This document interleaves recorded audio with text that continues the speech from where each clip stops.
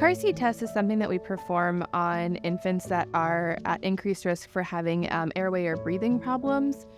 We would perform this test in the nursery, but we use your home car seat that you bring with you that you're going to take the baby home in, and we hook the baby up to a cardiac monitor, a pulse ox, and we watch their respirations, their oxygen level, and their heart rate for either 90 minutes or up to 2 hours if you have a longer drive than 90 minutes home.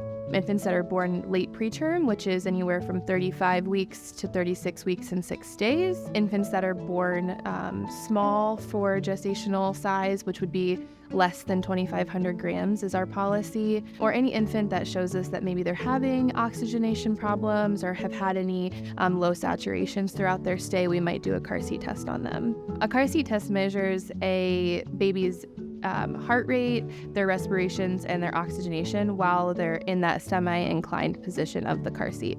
So if your baby has an indication for a car seat test, when it's convenient, when the baby has fed, and after they've turned 24 hours old, we'll take the infant for anywhere from 90 minutes up to 120 minutes if you have a longer than 90-minute drive home. We're going to take the infant to the nursery where we can monitor them for that entire time.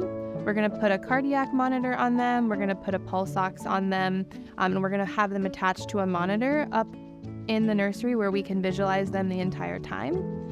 We're going to watch them for any desaturations, any low heart rate, or any times that maybe they stop breathing for a period of time.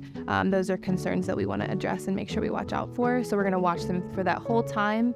If they have any of those problems or concerns while they're in the car seat, we'll remove them from the car seat, we'll monitor their vitals, make sure that they're stable, and then we can possibly repeat the test within 12 or 24 hours. If an infant doesn't pass their car seat test, that would look like them having a lower than normal heart rate, a oxygenation that drops below 90% for a sustained amount of time, or if their respirations drop too low. The infant is allowed up to 3 times being tested for their car seat test. If they don't pass the first time, we allow them 12 or 24 hours. If at the 3rd time the infant is still not passing the car seat test, that would constitute a transfer of care to the NICU for further workup to make sure that there's nothing happening with their airway or breathing, to make sure that we're not missing anything. When coming to the hospital to deliver your baby, we want you to have your car seat already installed in the car.